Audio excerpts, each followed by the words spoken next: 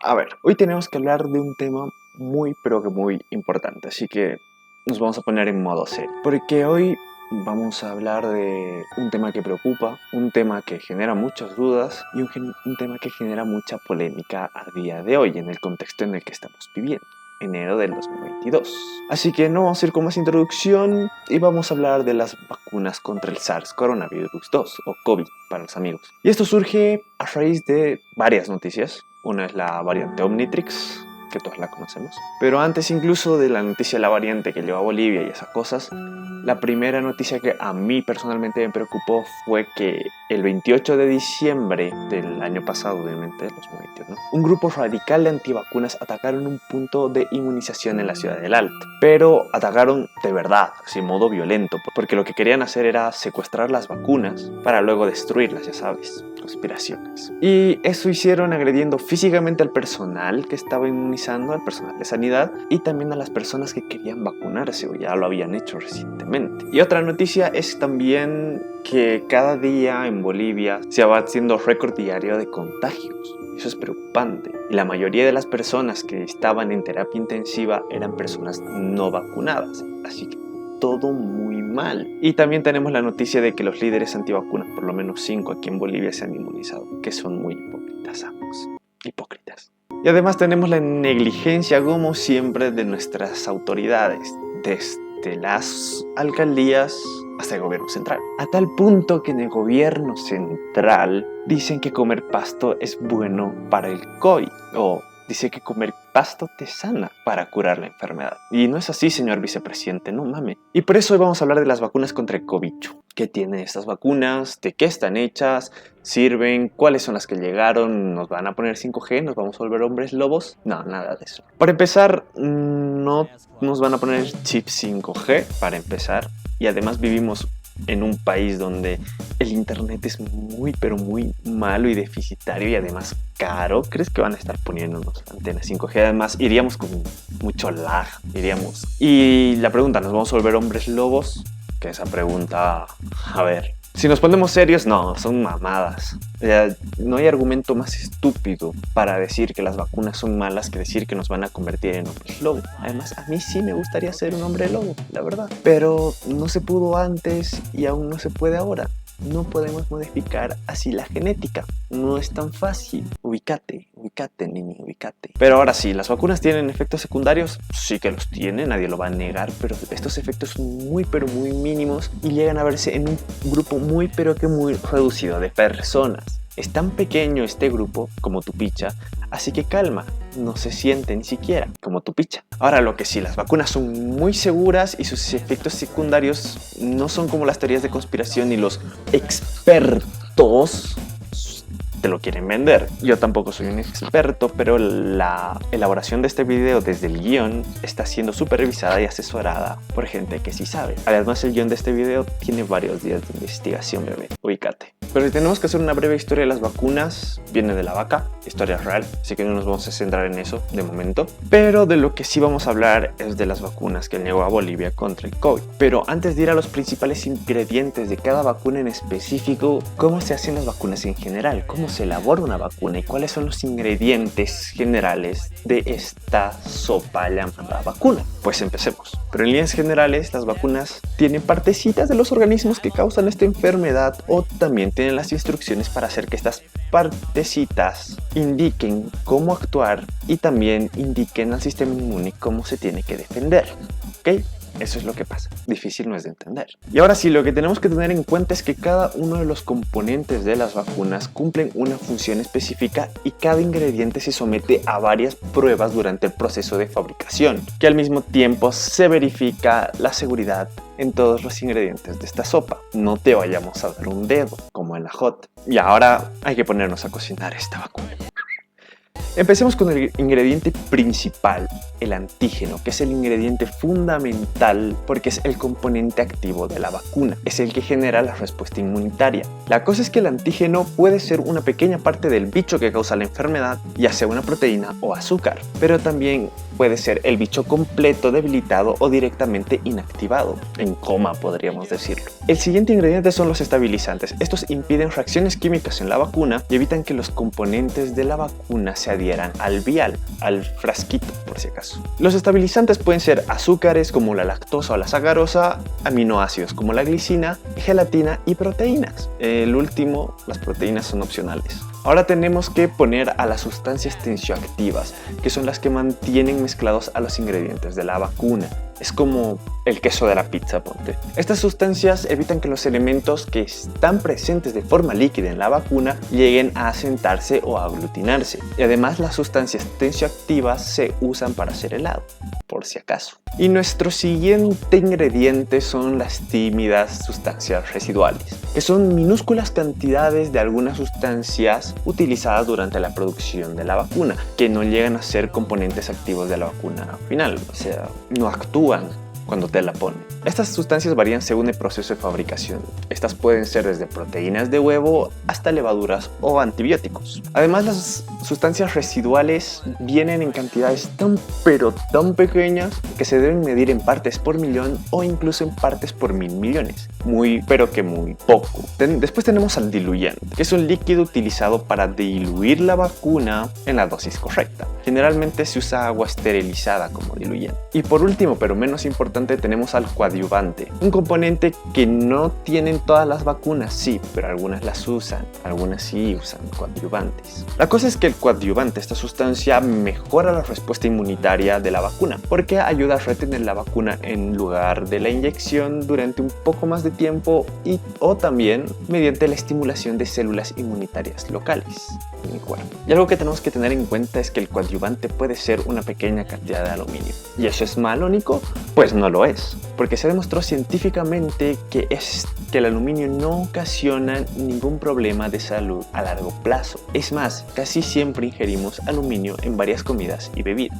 Y ahora que sabemos qué cosas tienen las vacunas, ¿cómo se hacen las vacunas? Así que ahora vemos eso. La mayoría de las vacunas que se han hecho a lo largo de la historia y que miles de millones de personas han recibido con total seguridad, como los medicamentos, han tenido que pasar por rigurosas y amplias y exigentes pruebas que garantizan su seguridad antes de que sean incluidas en cualquier programa nacional de salud. Y la cosa es que cada vacuna que se está desarrollando tiene que someterse a un montón de investigaciones y un montón de evaluaciones para identificar qué antígeno se tiene que utilizar para generar una respuesta inmunitaria. Y justo aquí es donde entramos en la fase preclínica, donde aún no se realizan pruebas en humanos.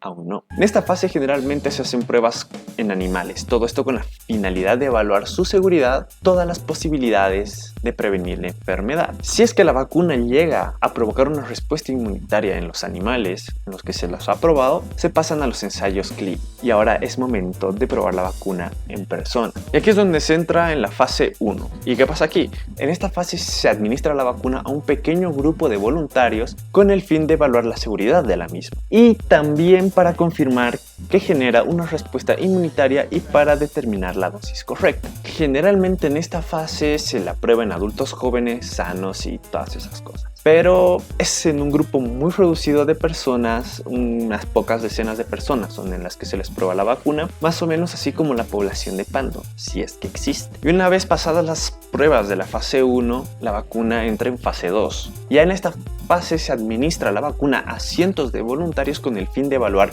más a fondo su seguridad y su capacidad de generar respuesta inmunitaria. Los participantes de esta prueba, los voluntarios, se reúnen en dos grupos con características similares como la edad, el sexo y otras cosas. ¿Y por qué digo en dos grupos? Porque a un grupo se le va a colocar la vacuna y a otro grupo se le va a colocar un placebo. Y también en esta fase se realizan varios ensayos para evaluar distintos grupos etarios y diferentes formulaciones de la vacuna. Generalmente esta fase incluye a un grupo al que no se le administra la vacuna, como lo hemos dicho, con el objetivo de realizar comparaciones y determinar si los cambios en el grupo de vacunados son atribuibles a la vacuna o solo se han producido al azar. Ya pasada la fase 2, ahora vamos a pasar a la fase 3. Y como es tendencia, a mucha más gente. En esta fase, en la fase 3, en la última fase clínica, es la fase donde se administra la vacuna a miles de voluntarios y se realizan comparaciones con un grupo similar a quienes se les administra la vacuna y a quienes se les administra un placebo. Todo esto obviamente es para determinar si la vacuna es efectiva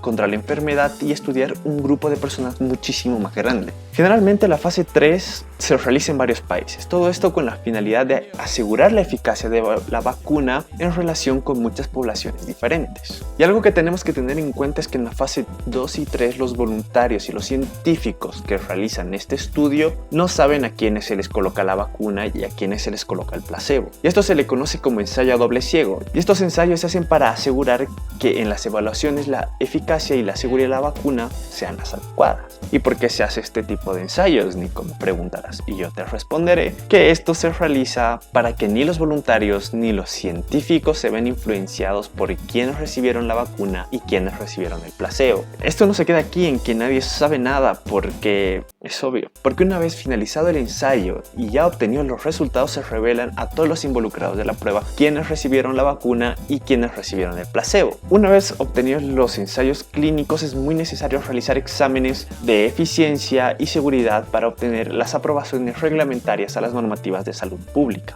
Y aquí es donde entran en acción las autoridades de distintos países, porque alguna vez tienen que trabajar, obvio. Y estas autoridades examinan los datos y luego deciden si autorizar la vacuna para su uso. Y como sabemos, en Bolivia no es muy difícil eso, porque hay autoridades que recomiendan comer pasto para curarnos, como el señor vicepresidente.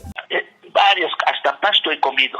¿No es así, David? ¿No es así? Y para terminar con esta parte de cómo se hacen las vacunas, cuando ya se empieza a poner a muchísima más gente, a mucha más masa de población, ya hablamos de millones de personas, se realiza un seguimiento constante. Y esto permite a los científicos conocer los efectos y la seguridad de la vacuna en las personas durante un largo periodo. Así que en general las vacunas son extremadamente seguras y han salvado miles de millones de vidas y han erradicado enfermedades como la viruela o la peste bovina, que son enfermedades que pueden llegar a ser mortales. Y ahora, para no hacer mucho más largo el video, entramos en la última parte, así que vamos a hablar del principal ingrediente de cada vacuna y vamos a nombrar al antígeno de cada vacuna contra el SARS-CoV-2 y todas sus variantes que llegaron a Bolivia. Y empecemos con nuestra querida vacuna de Pfizer, cuyo producto estrella es la pastilla azul que pone a tu amigo feliz. El Viagra, nene, el Viagra. La cuestión es que en la vacuna de esta farmacéutica su componente principal es un ARN mensajero modificado de este bicho. La vacuna del Viagra es un ARN mensajero modificado, una partecita del bicho, como hemos dicho antes. Y la vacuna del Viagra tiene una efectividad del 95% para prevenir infecciones. Es muy eficaz. Ahora tenemos a la vacuna de Moderna, la farmacéutica que introdujo la tecnología del ARN mensajero, que es su principal componente de la vacuna del COVID también. Esta vacuna tiene una eficacia del 94.1% contra infecciones. Y si nos vamos para el otro lado, para otro país, tenemos que irnos a China, con la vacuna Sinopharm, cuyo componente principal es el virus inactivado. La hicieron del modo tradicional para que no lloren tus amigos que no creen en la innovación y que no crean que es la culpa de todo el gobierno yanqui, porque esta vacuna es china también, por si acaso. La vacuna Sinopharm tiene una eficacia del 79% para prevenir infecciones, pero tiene más del 90% para prevenir casos graves. Y ahora sigamos con AstraZeneca, que está compuesta por un adenovirus de chimpancé no replicativo producido por técnicas de recombinación de ADN.